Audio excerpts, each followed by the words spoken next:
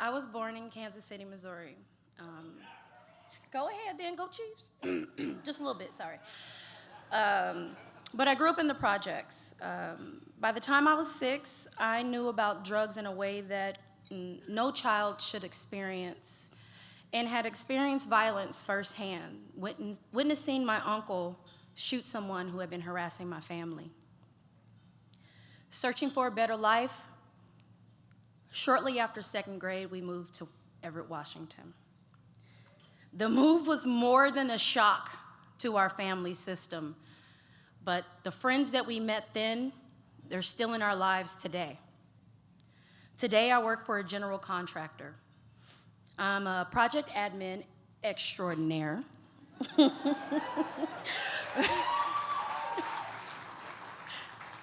Where I like to tell people I'm not the boss, I'm just bossy. I'm also the proud mother of Terica, who's 5, Terry, who's 3, and Mary, who is knocking on the door of 2. Terica and little Terry belong to my Uncle Terry and their birth mother. They lived check to check in a 1-bedroom apartment.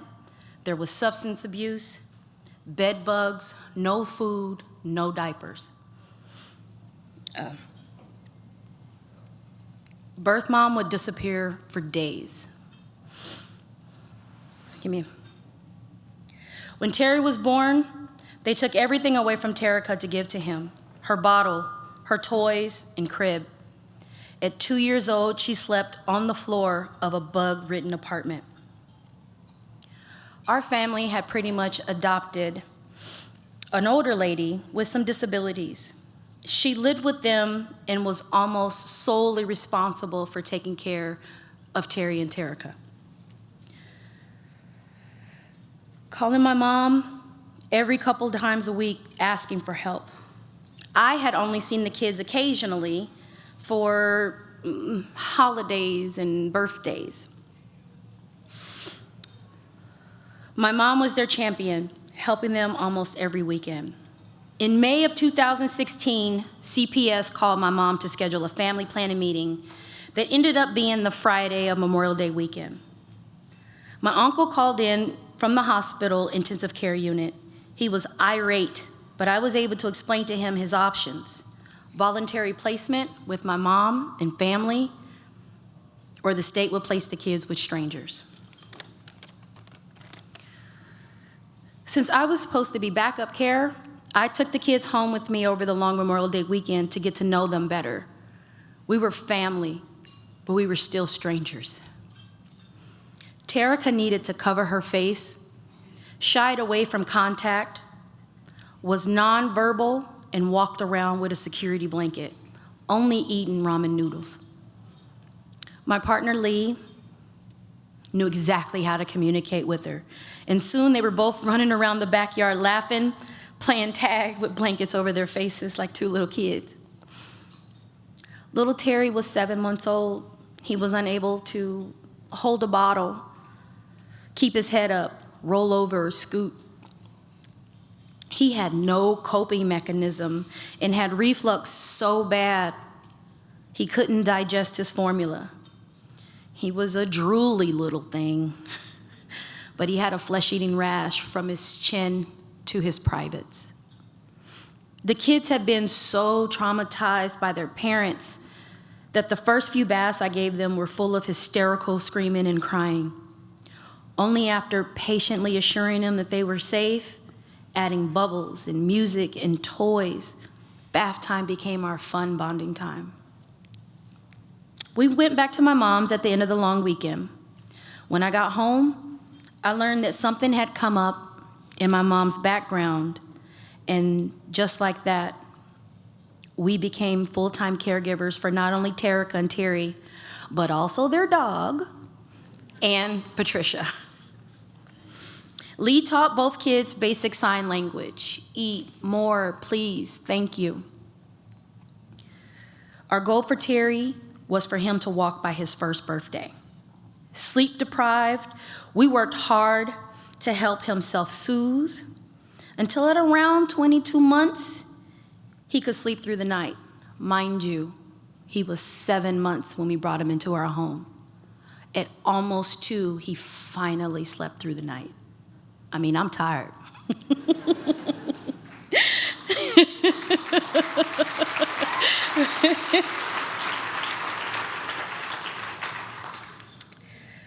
4 months after the kids came to live with me, I unexpectedly lost both my Uncle Raymond and my mother within weeks of each other.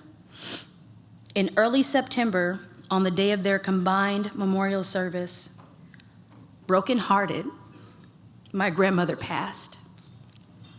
It was a rough time, to say the least.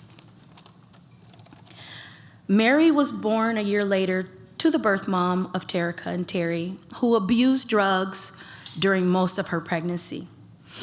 At 4 months old, Mary was placed with Lee and me. She couldn't hold her bottle, crying or refusing to open her hands even to try. She couldn't roll or scoot, but would drag herself around the house just using her upper body strength. We used to call it the walking baby dead.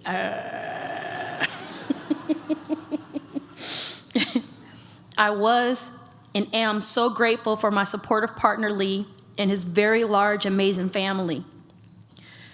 And for one of my coworkers, Chris Reese, who would invite me and the kids over for family barbecues and birthdays, always allowing us and saving room for all of us to stay the night over there. But I was still overwhelmed. I still felt alone, and I needed help. A friend put me in touch with Rhonda Smith Benchero, our hometown hero. She talked to me about Childhaven, but I couldn't imagine organizing another darn thing on my ever-growing list of responsibilities. However, with Rhonda's help, we were able to get the kids enrolled, but we were waitlisted. Community is so important.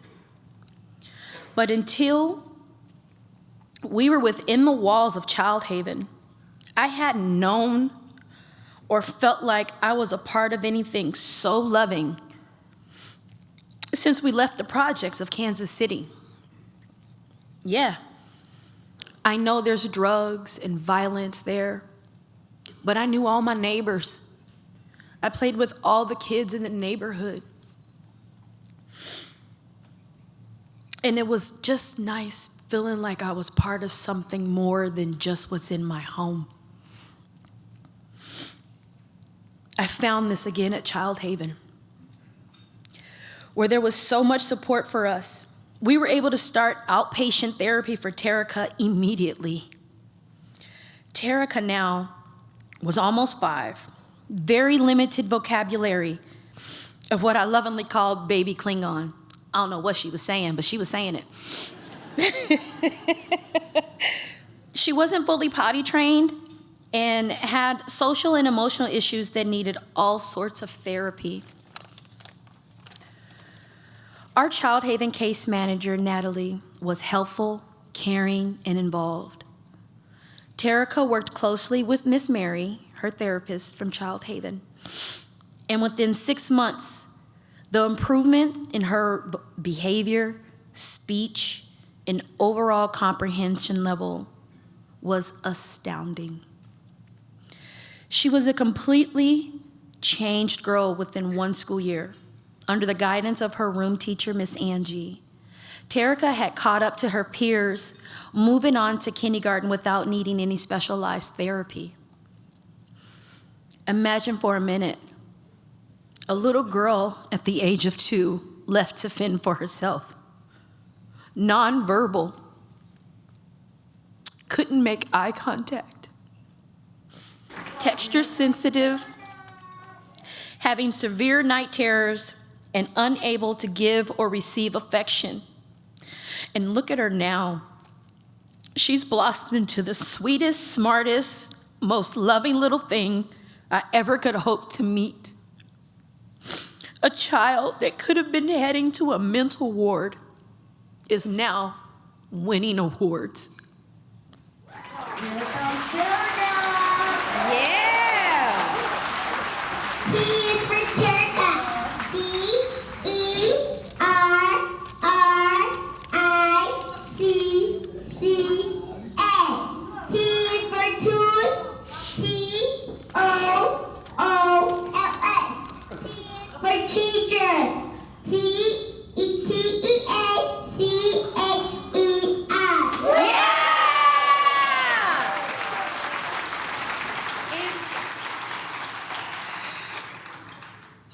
Let's not forget about Mary. Thanks to Childhaven and other community services, Mary was able to start moving on her hands and knees. Just after her first birthday, she started standing and taking steps here and there. She did a trial return to her birth mother for 4 months. But in May of this year, Mary was returned to us. Unfortunately, she now has severe delays since she did not receive much needed services during those 4 months. But we are working to get her back on track and with the help and treatment of therapy. Terry suffered from severe separation anxiety, was super attached, screaming to be held all the time. He needed constant hugs, validation that you were there. Because of Miss Chelsea, his room teacher at Childhaven, and other staff working with him, he feels secure now in his space and can do independent activities. Now Terry prefers high fives to hugs. He's come so far.